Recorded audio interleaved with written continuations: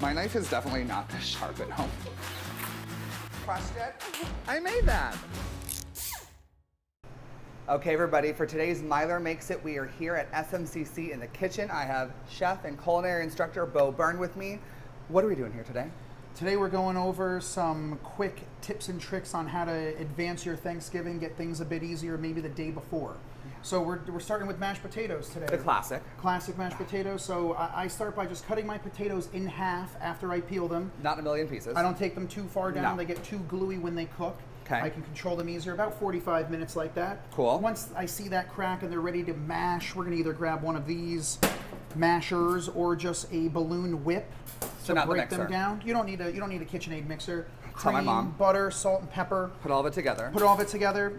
We're gonna want to make these cool the night before, so we're gonna put them on a sheet pan and create these little channels and allow some of the heat to exit them, so we can cool them really easily. So we're doing the mashed potatoes like you normally would do most of the time, or a sweet potato. Or a sweet And then potato. we're cooling it off just to like avoid bacteria or something. Exactly, and then these will just get stored into something like a plastic container overnight like this. Okay, cool. Or into that's- a Ziploc bag. This is where we something would like stop that. the day before. This is where you would stop the day before. Okay, so we can get all this done ahead of time to save some time. All this done ahead of time. And then now- how do you reheat them and now- like on Thanksgiving Day? Thanksgiving morning, we maybe just put this into a microwave safe container, a little splash of milk, heat them in maybe 30-second intervals, give them a little stir. So microwave's cool. Microwave is cool for this. Awesome. You'll rarely hear a chef say to use it, but in this case I would. Cool. Stovetop mash, a little harder to reheat, but you can totally do it. A little splash of milk as well. A sous vide, if you got one of these bad Larrys, Fancy. you can just drop this in and let that heat up on your own. That's fantastic. And then we're gonna be over here. We got mashed potatoes, cream, butter, salt, pepper, whatever fixings you like. Maybe a little sour cream and chives and things like that. We got some fresh Rosemary. herbs, rosemary, Thyme, I don't know thyme, what that is. parsley, right? I'm just naming names. I don't know if any Give of it these are a right. little taste right here. I'm gonna mashed potatoes. But you could do heavy cream, you could do milk, you can do sour cream, Make it you your could- own. herbs, garlic, salt, pepper, whatever you But like. just get ahead of Thanksgiving. That's Save it. yourself some time on the day, everybody, so you can enjoy the day with everybody else. Yukon Gold and chef potatoes are recommended. Stay away from the red bliss and fingerlings. They don't make the best Yeah. mash. Okay, we have more tips and tricks. We're gonna help you guys get ahead of it. That's coming up on Myler Makes It, you guys. Hey everybody, we are here again for Myler Makes It. I have chef instructor Bo Byrne with me at SMCC. Now, people might be scared of butternut squash, but no fear, you are here to help with that. No fear with the butternut squash. We're gonna put something in it that everybody likes, so Yeah. how do we first get it to a manageable size and go from there? So most of these are going to be coming like this, and they're a bit large. I try to cut them right about here and save this part off to the end. This is going to be part of our butternut squash puree. But these bigger pieces here, I'm going to treat them just like a pineapple or a cantaloupe. Okay. And I'm going to just try to cut just enough of the skin off of them, like this, that then we can cut them into smaller bite-sized pieces like so. About the size of your thumb is what we're ultimately looking for. And then we're gonna do a treatment like this where we're gonna put just a half of a strip of bacon wrapped around them. Yeah. You don't So that's want what too we're much bacon, right? Perfect like that. And So then you can have too much bacon on this. you could, because too much bacon won't get crispy. So what we want to do with this is when you put the final roll, you want to just make sure that the bacon isn't going to unravel while it cooks. So make sure that you have it weighted down by the food. Perfect, just like that. Fix the ones I messed up. Excellent. That's excellent. So we'll skip ahead. We're just like so this. We got the bacon wrapped butternut squash. Yes. So we're just kind of chilling here. And then this is actually where it would go and chill in the fridge. Yes. And so this is where you stop the day before. Absolutely. This We're can done. stop. Goes in the fridge. Goes in the fridge. The next day you just take it out, like actually the turkey out actually. Turkey out, and You now can the let that guests rest. arrive. Sure. Put this in the oven. This now only has to cook. Treat it just like it was bacon. So bacon temperature, bacon time, maybe 350, about 15 minutes. Oh, So like- whatever you cook your bacon at. So the bacon looks done, the inside's done. Exactly, and then we're gonna be right over here, and now you have crispy bacon on the outside. And I like to do a little bit of a maple drizzle over the top over the of top? each one, just a little bit. Yeah, just some Maine maple syrup. Just add a little bit of some of that sweetness to the salty and the savory of the butternut squash.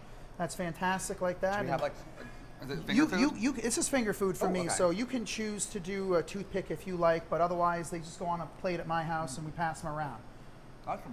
Bacon wrap, butternut squash, a little bit of Maine maple, and this butternut squash puree, personalized cream, butter, salt, pepper, whatever you want to put in there, little cinnamon. And this feels fancy too.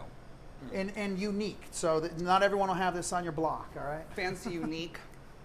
We got you guys for Thanksgiving. Myler Makes It. We have more coming up. That's coming up next. Okay, we are back for Myler Makes It here in the kitchen at SMCC. Chef instructor Bo Byrne with me. Now, where are we at with Brussels sprouts? Everything else going on? Yes, Something? Brussels sprouts with gastrique and brown butter. So we're gonna start with the Brussels sprouts here. Okay. And you got the Brussels sprouts like this. All you gotta do is just snip off the end piece here, right? Take the bottom off. Take the bottom off, and you'll notice too, you usually get like some of these leaves, and you gotta be They kind fall of off. careful with these, right? So just try not to manhandle them too much, and put these down. When you do, Don't be fussy. that's Don't be right. fussy. Don't be too fussy. And then you're gonna roast these now, right? Oh, So okay. we're just gonna do the cut side down. Wait, we could cut them the day before. You could cut these the day before. So cut them the day before. Cut them the day Save before. yourself some time. And then day of now, just put these in, and I might do us a little bit of oil on the bottom really easily Okay. like that, and then we'll put them all Put them all in. cut Face side side down. right? Far enough today. Little bit of some salt and pepper, Salt and right? pepper. Obviously, you do all these. These will roast in the oven on day of for about a half an hour, somewhere in that wheelhouse. You do oven, air fryer, Oven, pan-seared. air fryer, right? Times and temps will vary Vary. different We'll put 'em things on the of that website. nature. So that's those for you. That's the Brussels sprout. This Cool. is the gastrique, right? So we're going to do equal parts of sugar and vinegar until it cooks down, until it's going to resemble what looks like a honey. Yeah, very And slow. then it's going to start to look like a maple syrup or a honey. And then we're going to add whatever flavorings that you want to it. For this particular one, I'm going to do blueberries and some fresh thyme. Delicious. And then this is what I'm going to get in the end. I'm going to get this. Can I try it? Absolutely. This is going to be a Sounds amazing. sweet and zippy, sugary, vinegary punch. That's going to be the perfect dressing for these Brussels sprouts. So the second sauce that we're doing, we're simply going to melt some butter like this, and then we're going to turn up the heat and turn it into brown butter that we have here. So good. Once it looks like this, it goes right on the ice, Why is it going nice? just so it doesn't keep cooking. It turns from brown to black, Okay. like that, right? So we're stopping the cooking of the butter. Right, and this is also one of those things you can do the day before. This Oh, is what okay. this is what it's going to look like in the end. So the day before, your Brussels sprouts can be cooked, brown butter is done, gastrique is done, and now And then we're you just cook the Brussels? right, and then we're just cooking the Brussels, right? Maybe in the oven, they come out, they look something kind of like this. Oh. And now we've got just a little bit of some brown butter. Maybe we throw just a little bit of some knobs of this right into the pan like so. And this is going to start to pick up and melt. So all that you have to do the day of is cook the Brussels that are already cut. And then just toss it on. Just roast them, right? Oh. Just a little bit crispy. And then something just like this, a little bit of that gastrique and some brown butter. This sounds great. Let me know what you think of that. Hopefully they're amazing. I mean, how could it not be good? These could be deep fried, shallow fried, pan seared, oven roasted, air fried. That's so good. As long as you cook the Brussels tender, this is the key. Brown butter gastrique. That's incredible. That's so good. Well, I'm gonna keep eating. I mean, do this. Do this for Thanksgiving. These are all, I mean, we've had so many good ones. We have more. We have one more. One more on Myler Makes It. That's coming up next, you guys. Bye. Okay, for the last segment for us getting you all ready for Thanksgiving, for Myler Makes It today, we are here in the kitchen at SMCC. Chef Bo Byrne with me today. What's the last thing we got to make? We are making these oblique glazed carrots here. So the idea is that we've taken the carrots, and the oblique refers to the roll cut. So you hold the knife at an angle, put the first slit into the carrot, and then you roll it slightly before you slice it again. Now, in the event that that's a bit difficult for you, feel free to just do some carrot slices, right? Little discs or something like that. As long as they're all consistently cut, that's the important thing. Okay, so consistent cuts is what we want. Consistent Try cut. the fancy first with one carrot and then move on from there. So oblique rolled carrots are getting put into a saute pan with some melted butter. With some butter, okay. And then we're going to put a lid on that, and this step is going to happen for about 3 minutes or so 3 minutes. under the lid. Is this a right? day of kind of thing? This is on the moment from start to finish. These are on the table in 15 minutes. Oh, this is super quick. So yeah, so as long as you cut ahead of time, everything else is ready to go. Super fast, okay. So 3 minutes under the lid, and then we add a little bit of some sugar and chicken stock. You Easy. could add vegetable stock if you wanted to keep this vegetarian. Okay.